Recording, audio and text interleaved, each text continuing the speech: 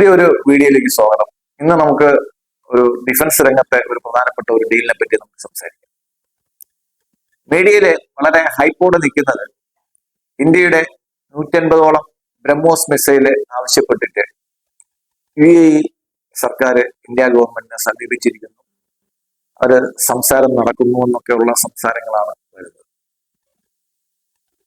മീഡിയയിലെ 90% കാണിക്കുന്നത് ഈ ഡീല് നടക്കും എന്ന് തന്നെയാണ് കാണിക്കുന്നത്. കാര്യം ഇതിനകത്ത് കുറച്ച് കോംപ്ലക്സ് ആയിട്ടുള്ള ചില കാര്യങ്ങൾ.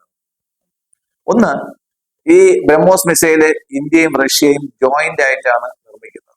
അതുകൊണ്ട് രണ്ട് രാജ്യങ്ങളുടെയും അനുമതിയോട് മാത്രമേ മൂന്നാമതൊരു രാജ്യത്തിന് ബ്രഹ്മോസ് മിസൈലുകൾ കയറ്റി അയക്കാൻ പറ്റൂ. രണ്ട്, ഈ 150 ക്വാണ്ടിറ്റി ബ്രഹ്മോസ് മിസൈൽ എന്ന് പറയുമ്പോഴത്തേക്ക് അതൊരു വലിയ ഒരു ഫയലാണ്. ഒരുപാട് ഇന്ത്യക്ക് അഫോർഡ് ചെയ്യാൻ പറ്റുന്നതിനേക്കാളും വലിയൊരു ക്വാണ്ടിറ്റിയാണ്. മൂന്നാമത്തെ ഒരു വിഷയം എന്ന് പറയുന്നത്, ഇന്ത്യ ഈ ബ്രഹ്മോസ് മിസൈലുകൾ കൂടുതലും ഫോക്കസ് ചെയ്യുന്നത് ആന്റി ചൈനീസ് രാജ്യങ്ങൾക്ക് വേണ്ടിയിട്ടാണ്. അതായത് ഫിലിപ്പൈൻസ് പോലുള്ള രാജ്യങ്ങൾ, അതായത് ചൈനയുമായിട്ട് തർക്കം നിലനിൽക്കുന്ന രാജ്യങ്ങൾക്കാണ് നമ്മൾ കൊടുക്കുന്നത്. കാര്യം ഈ ബ്രഹ്മോസ് മിസൈലിന് നമുക്ക് ഇന്ത്യക്കുള്ള മറ്റ് വെപ്പൺസിനേക്കാളും ഒരു പ്രധാനപ്പെട്ട ഒരു പ്രത്യേകത എന്താണെന്ന് വെച്ച് കഴിഞ്ഞാൽ,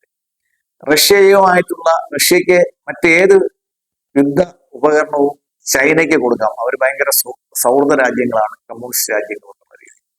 പക്ഷെ ബ്രഹ്മോസ് മാത്രം റഷ്യക്ക് ചൈനയ്ക്ക് കൊടുക്കാൻ സാധിക്കത്തില്ല, ഇന്ത്യക്ക് കൊടുക്കേണ്ട ആവശ്യമില്ല. അപ്പോ ബ്രഹ്മോസ് എന്ന് പറയുന്നത് ഇന്ത്യയുടെ കയ്യിലുള്ള ഒരു എക്സ്ക്ലൂസീവ് വെപ്പണാണ്.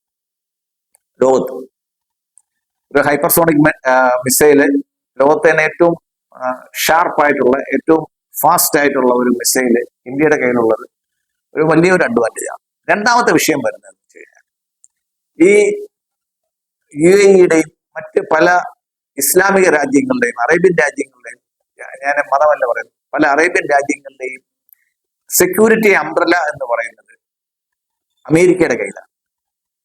അപ്പോ അമേരിക്കയുമായിട്ട് ഇത്രയും അടുത്ത ബന്ധമുള്ള ഒരു രാജ്യത്തിന് ബ്രഹ്മോസ് മിസൈലുകൾ നൽകാൻ റഷ്യ സമ്മതിക്കുമോ എന്നുള്ളതാണ് ആദ്യത്തെ കാര്യം.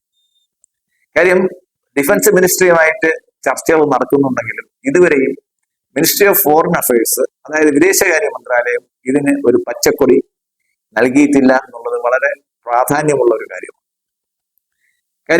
ഇങ്ങനൊരു വെപ്പൺ അമേരിക്കയുടെ കയ്യിൽ എത്തുകയാണെങ്കിൽ അത് റഷ്യയുടെയും ഇന്ത്യയുടെയും താല്പര്യങ്ങൾക്ക് അനുയോജ്യമായിരിക്കില്ല എന്നുള്ള കാര്യം എല്ലാവർക്കും അറിയാവുന്നതാണ്.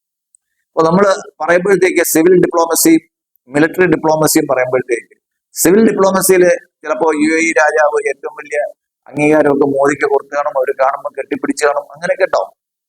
പക്ഷേ ഈ വെപ്പൺസിന്റെ കാര്യം വരുമ്പോഴത്തേക്ക്, രാജ്യസുരക്ഷയുടെ കാര്യം വരുമ്പോഴത്തേക്ക്, രാജ്യം ഭരിക്കുന്ന BJP-യോ അവരെ നിയന്ത്രിക്കുന്നു എന്ന് അവകാശപ്പെടുന്ന RSS-ഓ പ്രതിരോധ മന്ത്രാലയമോ രക്ഷാ മന്ത്രാലയമോ യാതൊരുവിധ ആനുകൂല്യങ്ങളും UAE-ക്ക് നൽകില്ല എന്നുള്ളതാണ് എൻ്റെ വ്യക്തമായിട്ടുള്ള അഭിപ്രായം.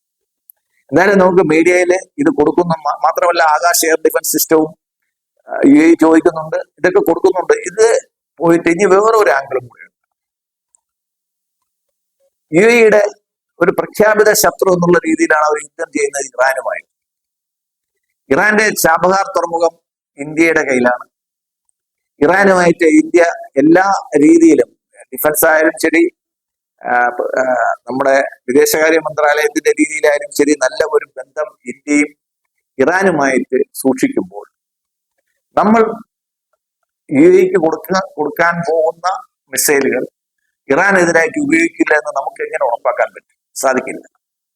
അപ്പോ രാജ്യത്തുള്ള പ്രമുഖ വെബ്സൈറ്റുകളെല്ലാം പറയുന്നത് ഈ ഡീൽ നടക്കും എന്ന് തന്നെയാണ് പറയുന്നത്. പക്ഷേ എൻ്റെ വ്യക്തിപരമായിട്ടുള്ള കണക്കൂട്ടൽ അനുസരിച്ചിട്ട് ഇന്ത്യ ഇത്തരം ഒരു ക്രിട്ടിക്കലായിട്ടുള്ള വെപ്പൺ UAE പോലുള്ള ഒരു പ്രോ അമേരിക്കൻ രാജ്യത്തിന് കൊടുക്കില്ല എന്നുള്ളതാണ് നമ്മൾ കാണുന്നത്. ഏകദേശം $1 ബില്യൺ ഡീലാണ്, ഒരു വലിയ ഡീലാണ് ഇന്ത്യക്ക് നഷ്ടപ്പെടാൻ പോകുന്നത്. പക്ഷേ രാജ്യസുരക്ഷയെ മുൻനിർത്തിയിട്ട് അങ്ങനെ ഒരു കോംപ്രമൈസിന് ഇന്ത്യൻ സർക്കാർ തയ്യാറാവില്ല എന്നുള്ളത് തന്നെയാണ് എൻ്റെ അഭിപ്രായം. നന്ദി, നമസ്കാരം.